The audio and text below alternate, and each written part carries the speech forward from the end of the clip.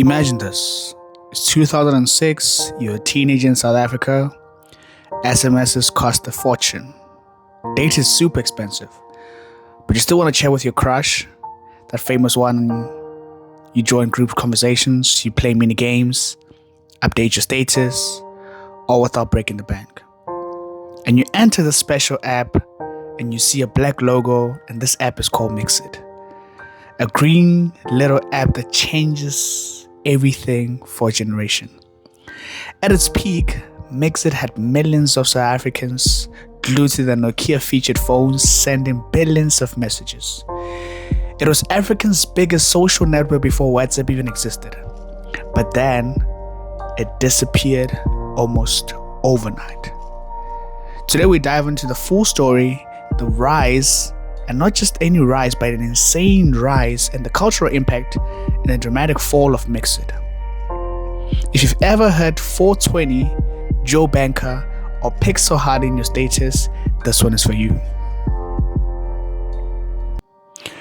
Back in 2005, Namibian-born developer Herman Hanais launched Mxit through his company Clockspeed Mobile, which he later changed to Mxit Lifestyle. It started as a simple multi-user mobile game, but users kept asking for a chat feature, so Hermanus pivoted and created something revolutionary.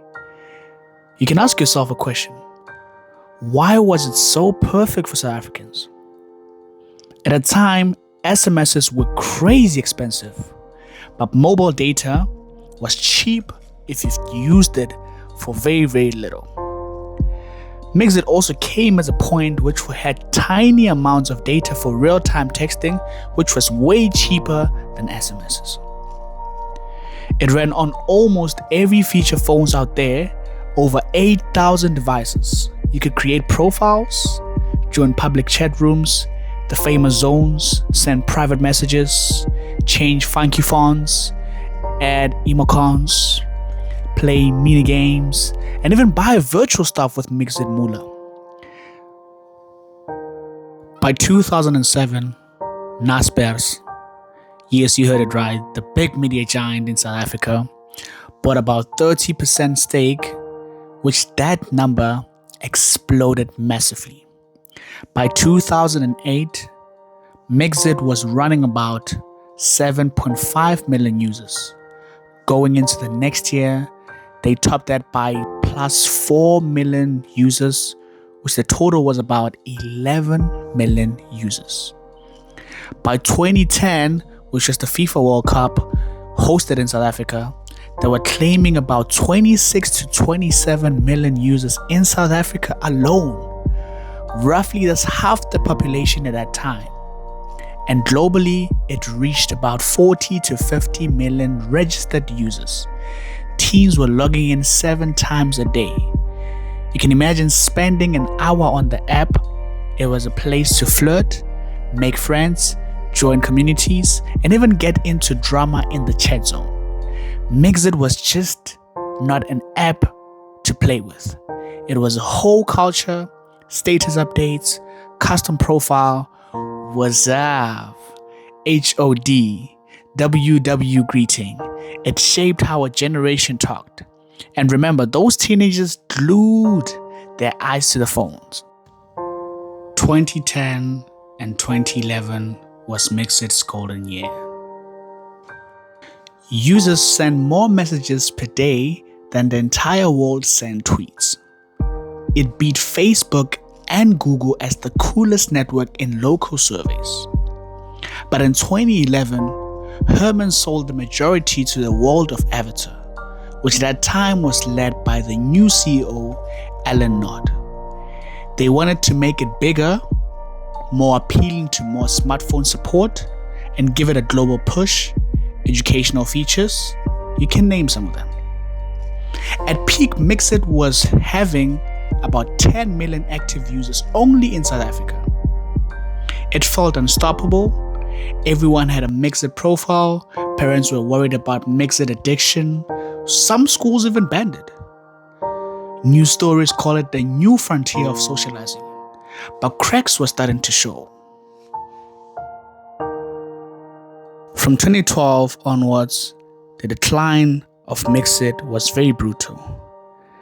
And if you're sitting at home, you're asking yourself, what could be the reason for the decline to be so massive when Mxit was ranging about 10 million users at one point?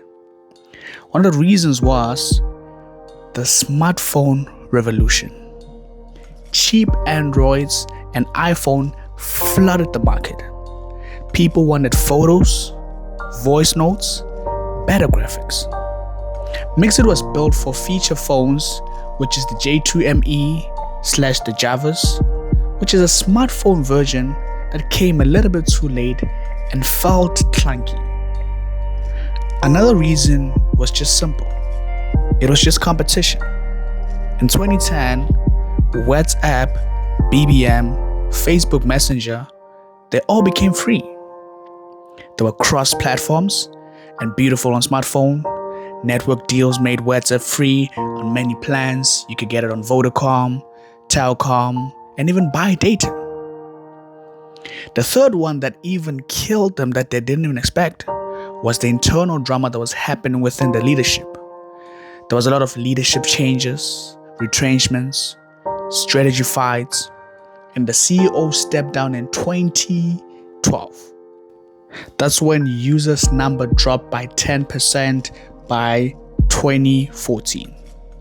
By August 2015, Mxit announced it's shutting down commercially operating. Assets donated to non-profit, the app finally went offline for good in September 2016. An application that was full of memories. A whole era ended. So what does Mxit teach us? It was a pioneer, Africa's first big mobile social network, providing that affordable communication that could lead and explode in emerging markets. It showed the world how creative South Africans can be within the limited tech. But it also reminded us that in tech, you have to evolve very quick. You miss the smartphone wave, even at 50 million users can just vanish in front of your eyes. Today we speak, some people have missed it. There were even April Fool jokes about it coming back. But WhatsApp, TikTok, and others even took the throne. If you grew up with Mxit, drop your best memories in the comments, your favorite chat zone, the one dramatic status, and the one that took you back in the days. Like you were Team Mxit, subscribe to the SA Tag Nostalgic Stories and hit the bell. Thank you for watching. Until next time, keep mixing it up, but maybe on a better app. Peace.